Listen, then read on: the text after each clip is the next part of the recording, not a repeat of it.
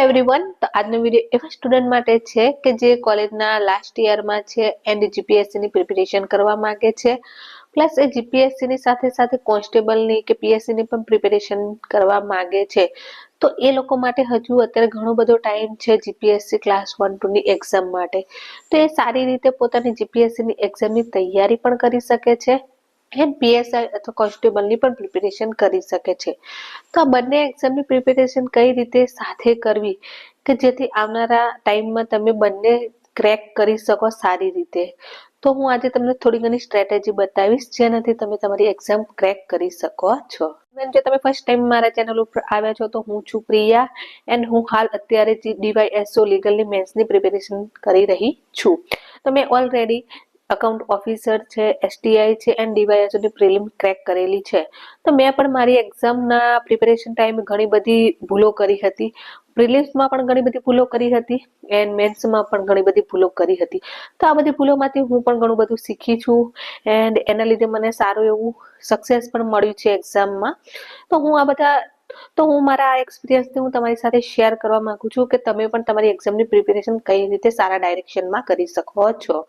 જો તમે GPSC class 1-2 ની પ્રિપેરેશન કરવા માંગો છો એન્ડ સાથે સાથે પીએસઆઈ છે, કોન્સ્ટેબલ છે એની પણ પ્રિપેરેશન કરવા માંગો છો તો શું કરવું? તો એને મેં 3 તબક્કામાં વહેંચ્યા છે. તો પહેલો તબક્કો છે તમારે સિલેબસ. તો તમારે બંને એક્ઝામનો સિલેબસ જોવાનો છે, જેમ કે જીપીએસસી ક્લાસ 1-2 નું એન્ડ પીએસઆઈ અથવા તો કોન્સ્ટેબલનું તમારો સિલેબસ જોવાનો છે. એટલે બંનેને કમ્પેરિઝન કરીને તમારું જોવાનું છે કે તમારે કયા કયા કોમન સબ્જેક્ટ છે બંનેમાં.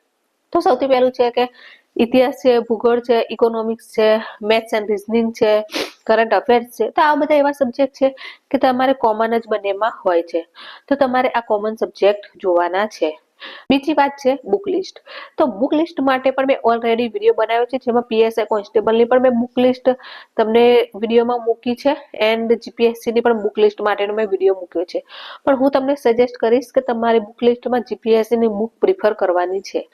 કારણ કે કેવું થશે કે જો તમે પીએસઆઈ ની બુક લેશો તો તમારે જીપીએસસી નું રીડ કરવા માટે ફરીથી જીપીએસસી ની બુક તો તમારે લેવી જ પડશે. કારણ કે કોન્સ્ટેબલ છે, પીએસઆઈ છે એનું તમારે જીપીએસસી માં કામ વધારે નહીં લાગે. પરંતુ જો તમે જીપીએસસી ની બુક લેશો તો ઓલરેડી તમારું ઘણું બધું કવર કોન્સ્ટેબલનું કવર એ જીપીએસસી ની બુકમાં થઈ જશે.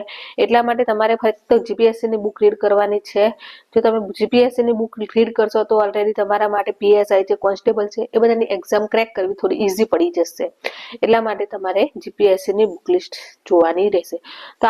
તો આ બે કામ તમારે કરવાના છે પહેલા તબક્કામાં. એક તો તમારે અભ્યાસક્રમ જોવાનો છે, સિલેબસ, એન્ડ બીજું તમારી બુક લિસ્ટ. બીજો તબક્કો છે કે તૈયારી કઈ રીતે કરવી. તો તૈયારી કઈ રીતે કરવી ને, તો હું તમને સજેસ્ટ કરીશ કે અમુક ભૂલો તમે કરતા હોવ છો. જેમ કે કેવું હોય છે કે તમને એમ થતું એક મહિનામાં ચલો હું બંધારણ વાંચી લઈશ, બીજા એક મહિનામાં ચલો હું હિસ્ટ્રી વાંચી લઈશ. તો તમારે આ ભૂલ કરવાની નથી. કારણ કે વિચાર કરો, તમે 4 સબ્જેક્ટ કે 5 સબ્જેક્ટ રીડ કરવાનો હોય તો 5 મહિનામાં 5 સબ્જેક્ટ તમે કમ્પ્લીટ કરો. પણ જ્યારે ફરીથી 5 મહિના પછી જે પહેલા વાંચેલો સબ્જેક્ટ ફરીથી અડશો તો શું તમને યાદ હશે ખરો?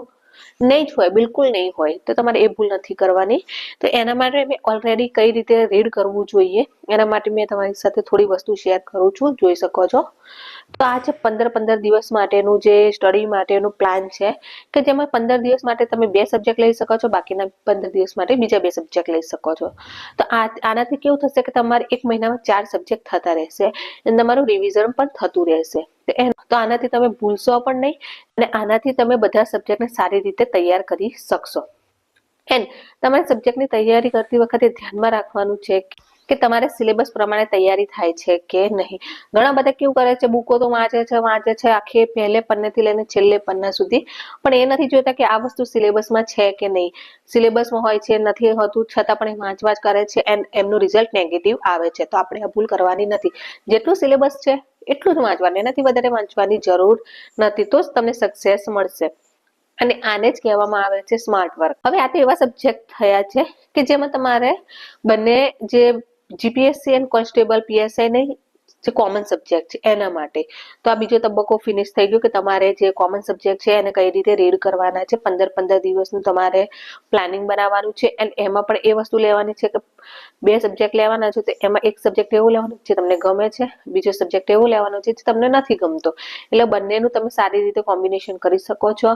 મેથ્સ એન્ડ રીઝનિંગ તમારે ડેલી કરવાનું જ છે એન્ડ કરંટ અફેર્સ પણ તમારે ડેલી કરવાનું છે.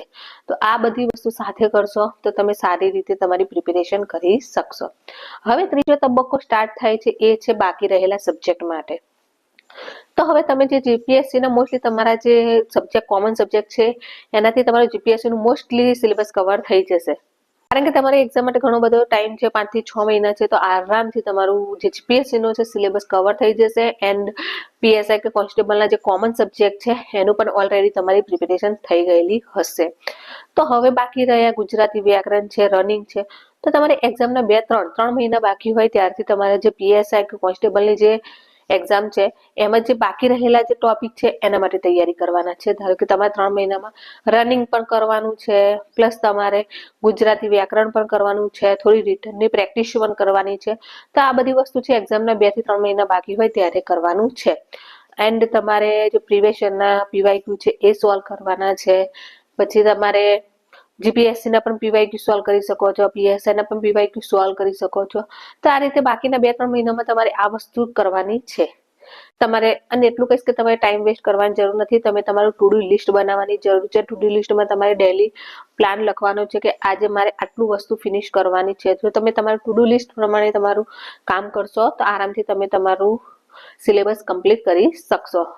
તો આ રીતે તમે તમારી જીપીએસસી ની એન્ડ કોન્સ્ટેબલ હોય કે પીએસઆઈ હોય એની એક્ઝામની પ્રિપેરેશન કરી શકો છો.